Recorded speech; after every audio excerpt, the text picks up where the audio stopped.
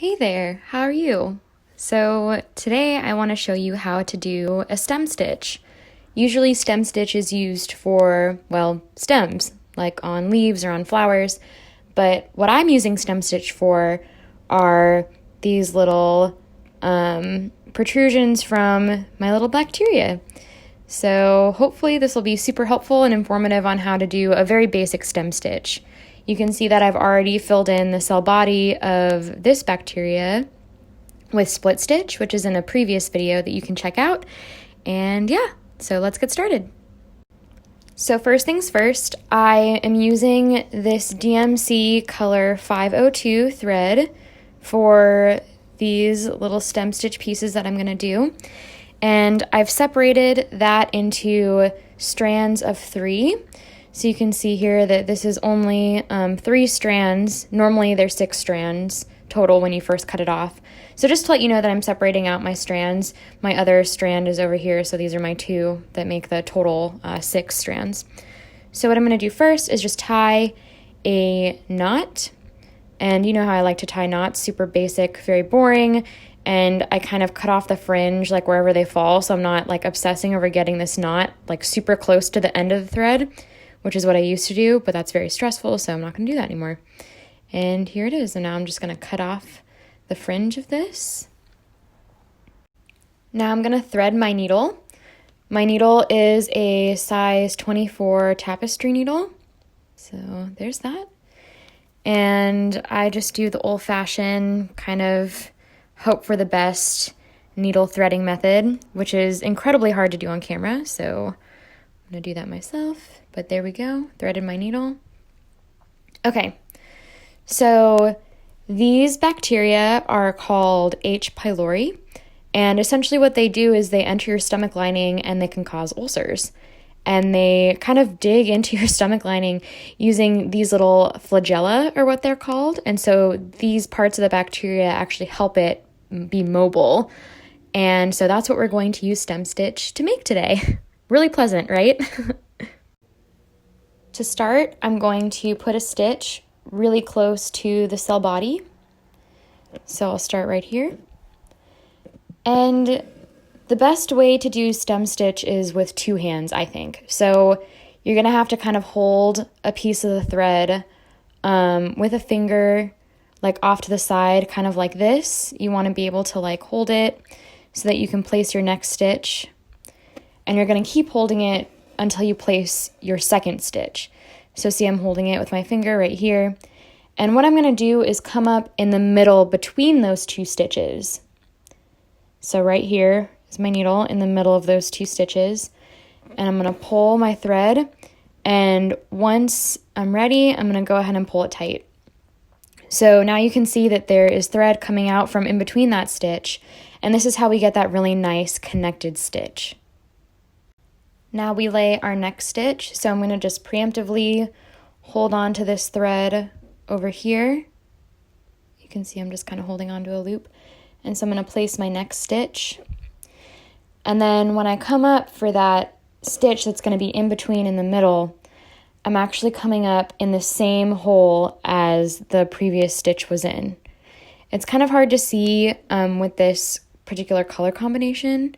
So I'll zoom in and show you a few stem stitches in a minute so that you can really get kind of an idea of what I'm doing.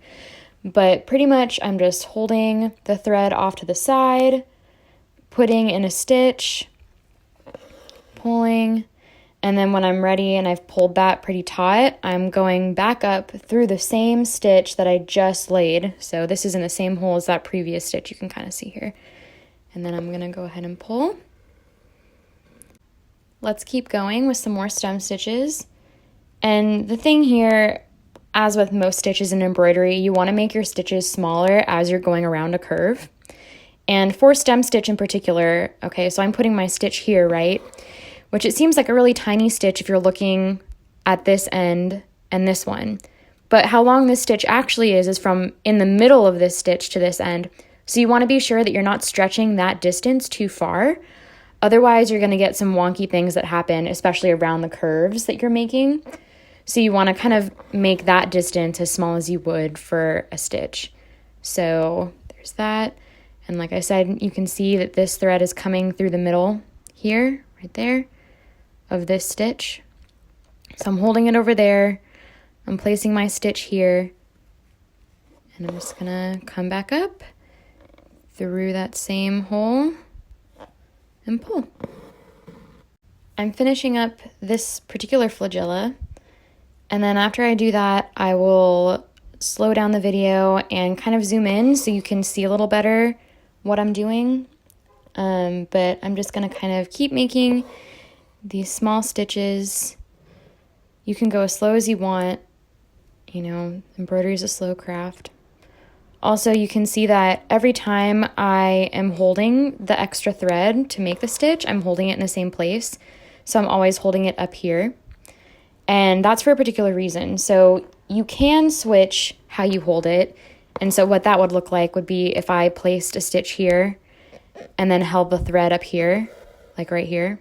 I could do that and switch it like the direction that I'm holding it.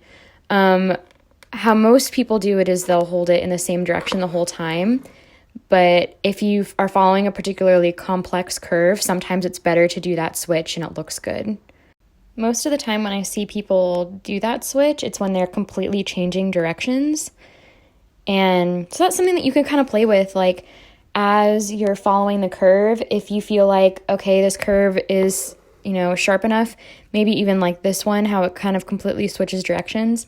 You can try switching where you hold that. You just have to make sure that if you do switch the direction in which you're holding the extra thread, that you make sure you're making a pretty small stitch at first.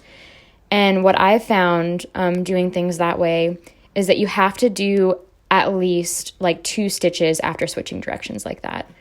And then it'll look good. But if you don't do more than 2 stitches and you only do 1 stitch when you switch directions, it looks kind of weird.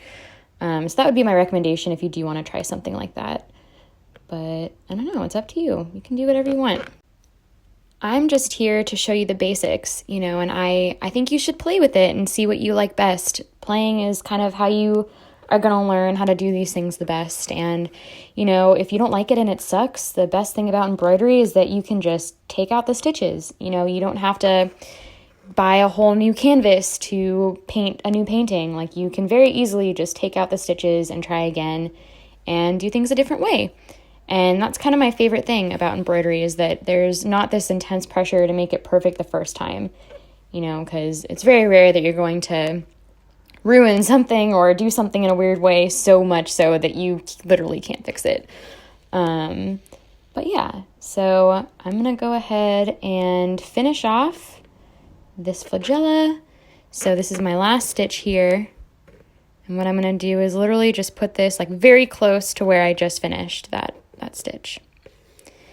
Okay, so also another thing is I know I'm using an embroidery stand to do this, so it makes it a little bit easier to use 2 hands, but this stitch is totally doable with holding the hoop with your hands.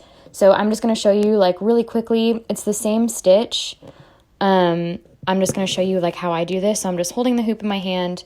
I usually like use my thumb to hold the hoop and to hold the extra stitch, and then place my next one. There we go. Come up through the middle right here. Pull. And then I kind of like to preemptively just give my thumb that extra thread like while I'm stitching. So like I kind of handed it over there. Now I'm coming up through the same stitch right there. Pull. So again, just kind of giving my thumb that thread to hold on to. But yeah, I think the embroidery stand, I rarely use it, but it is better for your posture, so I'm trying to use it more. I just want to make sure that you know that you don't have to have an embroidery stand to do this stitch and have it look really nice. I honestly stitch a lot of my stuff, you know, not using the embroidery stand, even though I probably should use it more because my posture is not the best. But yeah, it really helps keep your stitches even too, because you have so much more bandwidth to kind of focus on where the stitches are going, but it's not necessary by any means. I really just use the stand for filming.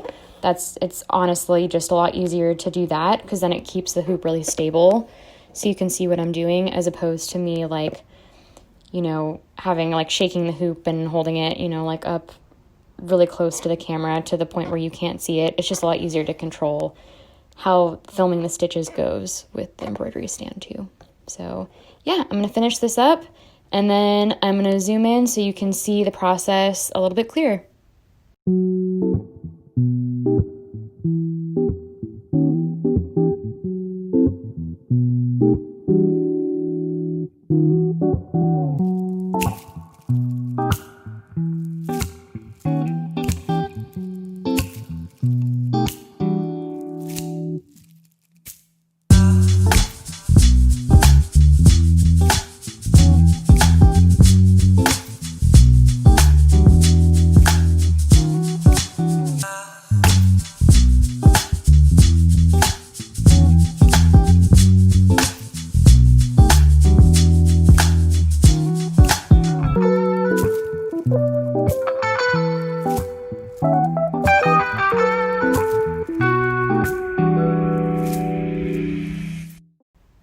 So you just watched me finish this one here in like a zoomed in way, but I haven't shown you how to finish off these stitches yet.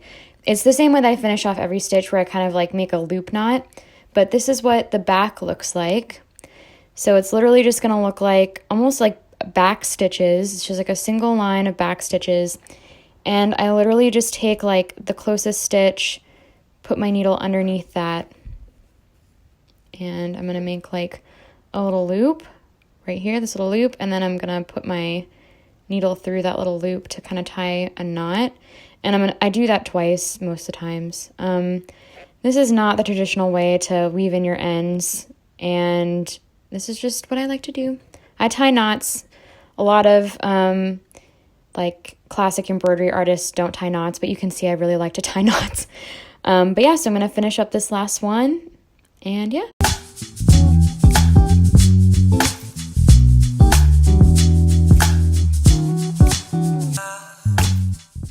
All right, and that's it. So there are my little stem stitches for this bacteria, and all my other little stem stitches for its little friends. So I just need to add French knots now to the cell body of this one, and it'll be done. But I hope that was useful and helpful for stem stitch, and as always, let me know if you have any questions at all. I would be happy to help. Thanks, y'all.